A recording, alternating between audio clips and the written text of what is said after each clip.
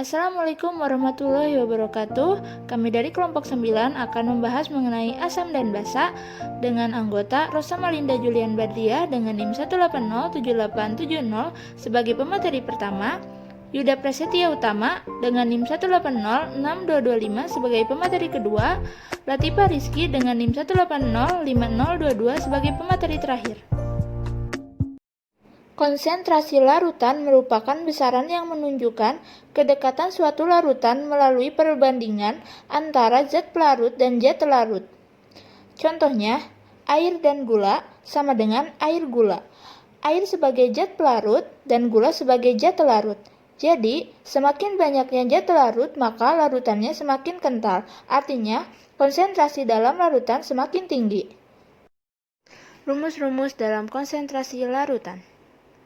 Yang pertama adalah molaritas. Molaritas adalah banyaknya mol zat larut dalam tiap liter larutan. Dengan rumus, molaritas satuannya M sama dengan mol zat larut dibagi volume larutan dengan satuannya L sama dengan mol zat larut dibagi volume larutan satuannya ml. Lalu, molaritas sama dengan massa zat larut atau satuannya gram dengan mr zat larut. Mr merupakan massa molekul relatif zat larut dikali 1000 dibagi volume larutan satuannya ml.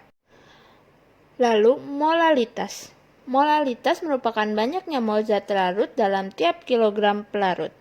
Molalitas dengan satuannya M kecil sama dengan mol zat larut dibagi massa pelarut dengan satuannya kilogram. Lalu ada lagi molalitas dengan satuannya M kecil sama dengan massa zat larut dengan satuannya gram dibagi mr zat larut dikali 1000 dibagi massa pelarut satuannya gram. Fraksi mol merupakan jumlah mol zat larut atau pelarut terhadap larutannya. Dengan rumus Xt merupakan fraksi mol zat larut sama dengan Nt merupakan mol zat larut dibagi Nt mol zat terlarut ditambah Np mol zat pelarut. Dan Xp fraksi mol pelarut sama dengan Np mol zat pelarut dibagi Nt mol zat telarut ditambah Np mol zat pelarut. Dengan Xt ditambah Xp sama dengan 1. Lalu persen massa. Dengan rumus persen zat larut sama dengan massa zat larut dibagi massa larutan dikali 100%. Lalu persen zat pelarut sama dengan massa zat pelarut dibagi massa larutan dikali 100%. Persen volume. Dengan rumus volume zat larut sama dengan volume zat terlarut dibagi volume larutan dikali 100%. Lalu persen massa per volume. Dengan rumus persen massa per volume zat larut sama dengan massa zat larut dibagi massa larutan dikali 100%. Contoh soal 120 gram NaCl dengan massa molekul relatif 58,5 gram per mol dilarutkan dengan Aquades hingga volume 400 ml. Berapakah molaritas NaCl?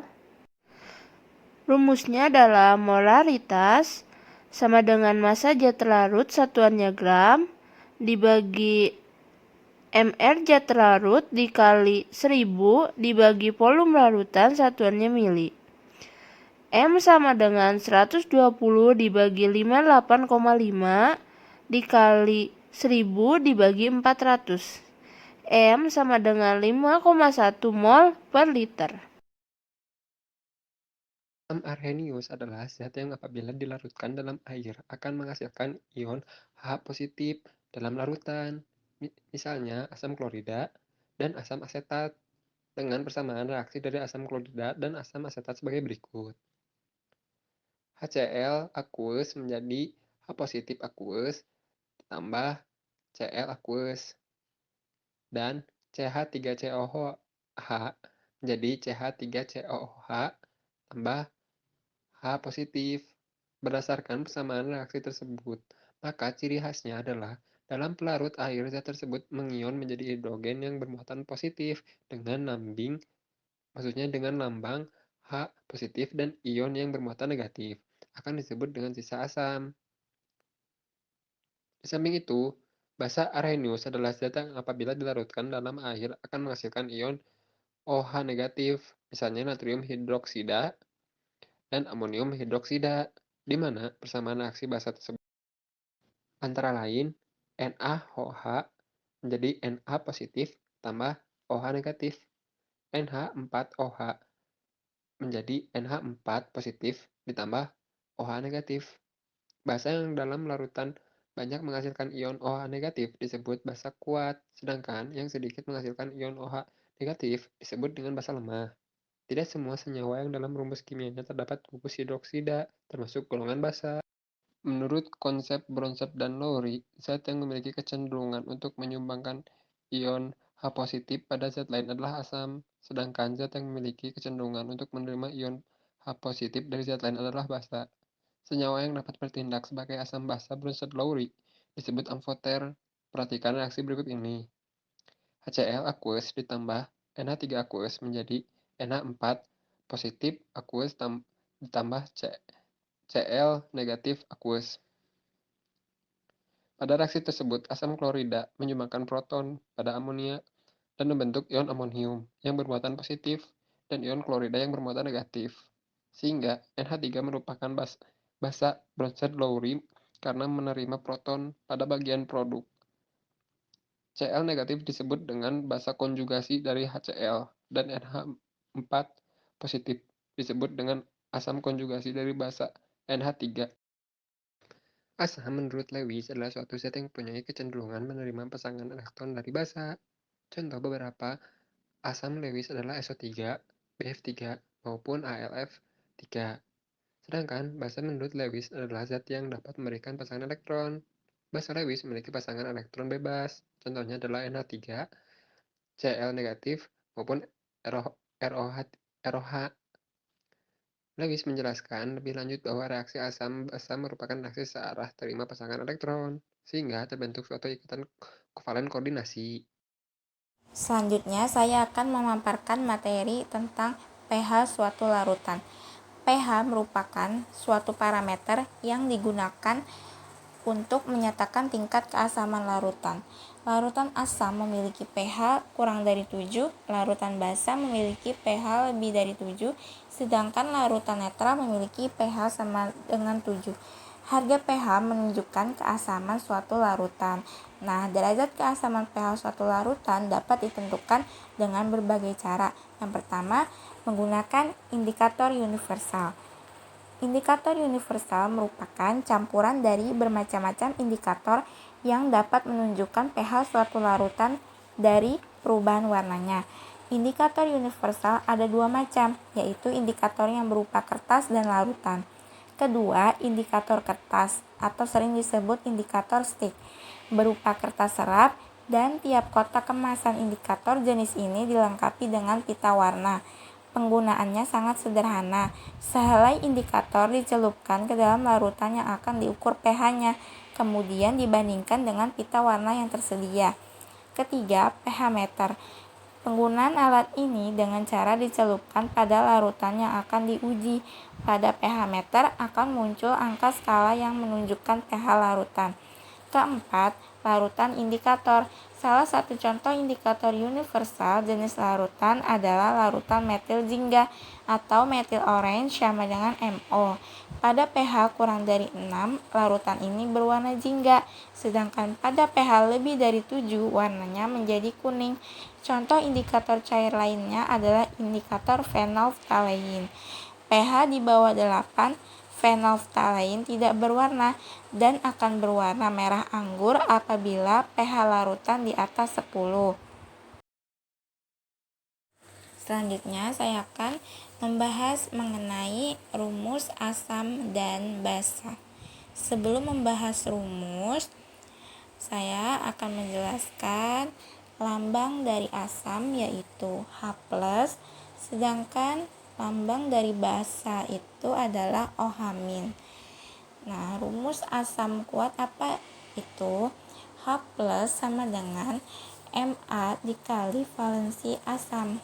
Sedangkan rumus basa kuat yaitu OH- sama dengan Mb dikali valensi basa.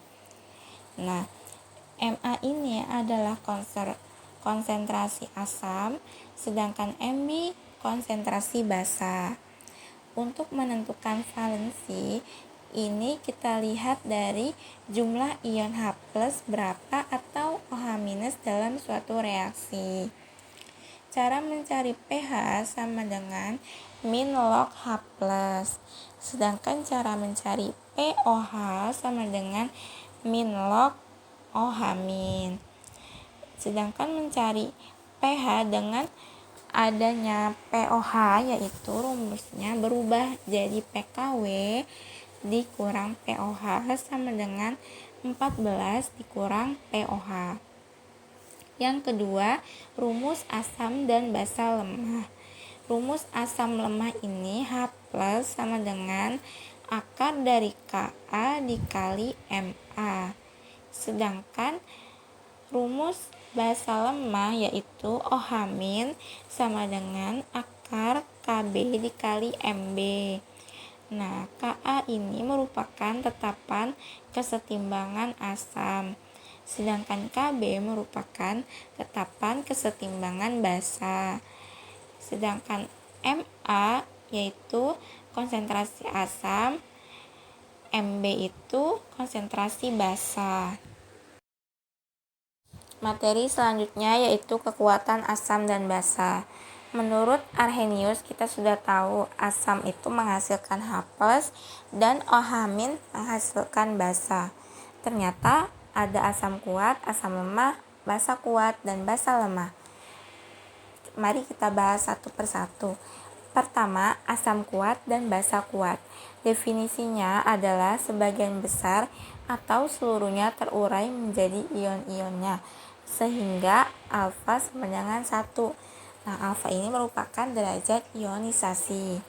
Contoh asam kuat yaitu ada Hi asam iodida, HBr asam bromida, HNO3 asam nitrat, H2SO4 asam sulfat, HCl asam klorida. Sedangkan contoh basa kuat ada NaOH natrium hidroksida, CaOH2 kalsium hidroksida, KOH kalsium hidroksida, BaOH2 barium hidroksida, SrOH2 strontium hidroksida. Yang kedua, asam lemah dan basa lemah itu hanya sebagian kecil terurai menjadi ion-ionnya, sehingga alfa sama dengan 0. Contoh basa lemah yaitu NH3 gas amoniak, NH4OH amonium hidroksida, AlOH2 aluminium hidroksida, FeOH2 besi 2 hidroksida. Sedangkan contoh asam lemah yaitu ada HCOOH asam format, CH3COOH asam cuka, HF asam fluorida, HCN asam sianida, HNO3 asam nitrit, H3PO4 iodihidrogen fosfat, H2S hidrogen sulfida, dan yang terakhir H2C2O4 yaitu asam oksalat. Selanjutnya, contoh soal pembahasan pH larutan. Sebelum membahas soal, saya akan menjelaskan langkah-langkah dalam mengerjakan soal pH larutan. Yang pertama, tentukan dulu larutannya, termasuk ke golongan apa, atau apakah termasuk asam lemah, asam kuat, atau basa lemah, atau bisa juga basa kuat. Kedua, kemudian larutannya diuraikan untuk menganalisis rumusnya. Seperti itu. Ketiga, setelah itu dikerjakan, rumus yang sesuai dengan golongan larutannya apa. Misalnya larutan dalam soal itu termasuk asam lemah. Nah, maka kita mengerjakannya dengan menggunakan rumus asam lemah. Keempat, setelah didapat hasilnya, lalu menghitung pH dengan rumus min log H plus untuk bagian asam, sedangkan rumus pH min log OH min untuk menghitung basa. Kelima, jika dalam proses menghitung pH terlihat sudah ada pOH di soal, maka rumusnya menjadi pH sama dengan 14 dikurang pOH. Nah, 14 ini didapat dari jumlah pH secara keseluruhan, yaitu jumlahnya ada 14. Karena harus paham dasar-dasar logaritma agar bisa menemukan jawabannya. Selanjutnya, soal nomor 4. Tentukan pH dari HCl 0,007 molalitas. Kita lihat dulu ini, HCl itu termasuk ke dalam golongan asam kuat. Lalu kita uraikan nih HCl-nya. HCl menjadi H plus ditambah Cl minus. Nah, H plusnya ini 1 jumlahnya ya. Berarti kita masukkan ke rumusnya, H plus sama dengan di 1 dikali HCl sama dengan 0,007 molalitas. Karena ini hasilnya molalitas sudah diketahui di soal, jadi H plusnya ini adalah 0,007 molalitas. Selanjutnya itu kita mengerjakan pH. Rumus pH ini adalah minus log H plus. Minus log H plusnya berapa? H plusnya itu kan 0,007 molalitas. Berarti sama dengan minus log dalam kurung 7 dikali 10 pangkat min 3. 7 kali 10 pangkat min 3 ini dapat dari mana? Dapat dari 0,007. Nah, 0,007 ini 0 di belakang koma kan ada 3 angka. Berarti 3 angkanya ini sama dengan 10 pangkat minus 3. Nah, 7-nya ini ditaruh di depan, jadinya 7 dikali 10 pangkat minus 3. Kenapa sih 10 pangkat minus 3? Karena 0 di belakang koma itu ada 3 angka. Nah, kalau misalkan di belakang komanya itu ada 2 angka, berarti 10 pangkat minus 2. Seperti itu. Nah, sudah diketahui nih, minus log 7 kali 10 pangkat min 3, jadinya pH-nya itu sama dengan 3 minus log 7. Jadi, tukar tempat. Pangkatnya ditaruh ke depan, berubah jadi tanda plus, lalu dikurang log 7. 7-nya dipindahin ke belakang. Seperti itu. Yang soal selanjutnya nomor 5. HCOOH 0,05 molalitas dan Ka-nya sudah diketahui nih, 1,8 dikali 10 pangkat minus 4. Nah, HCOOH ini termasuk ke golongan mana? HCOOH ini termasuk ke dalam golongan asam lemah. Selanjutnya kita uraikan nih HCOOH-nya menjadi H plus ditambah HCOO minus. Nah, lalu kita hitung pH-nya, minus log OH minus. Nah, minus lognya ini 3 dikali 10 pangkat minus 3. 3 ini dapat dari mana? Karena OH-nya ini ada 3 ya, jadinya 3 kali 10 pangkat 3. Yaitu jadi pH-nya itu berapa? pH-nya ini yang pangkatnya dipindahin ke depan jadi plus 3 minus log 3. Nomor selanjutnya itu nomor 6. CaOH2 mempunyai 0,001 molalitas. kita lihat CaOH2 ini termasuk ke golongan mana? CaOH2 ini termasuk ke dalam golongan basa kuat. Selanjutnya kita uraikan CaOH2-nya menjadi Ca2 plus ditambah 2OH-. Nah, Ca-nya ini ada 2. Nah, OH-nya juga jumlahnya ada 2. Berarti kita masukkan ke rumus basa. OH- sama dengan 2 dikali CaOH2. Nah, 2-nya ini dapat dari mana? 2-nya ini dapat dari H plusnya. H plusnya ini kan itu Ca2 plus ya. Jadinya 2 Ca dikali CaOH2. Nah, sama dengan 2 dikali 0,001 molaritas. Kenapa bisa jadi 2 kali 0,001 molaritas? Karena 2-nya ini H plus kan. H plusnya ini dapat dari jumlah Ca-nya ini. Pas udah diuraikan, Ca-nya itu kan ada 2. Nah, 0,001-nya ini dapat dari soal. Nah, karena dapat dari soal ini, si CaOH2-nya ini udah diketahui 0,001 molaritas. Tinggal dikalikan deh, jadinya 2 dikali 0,001 sama dengan 0,002 molaritas. Sudah diketahui OH-nya, lanjut kita mengerjakan POH-nya. Rumus POH-nya itu apa? Minus log OH-. OH-nya kan sudah diketahui, jadi kita tinggal masukkan saja minus log dikali 0,002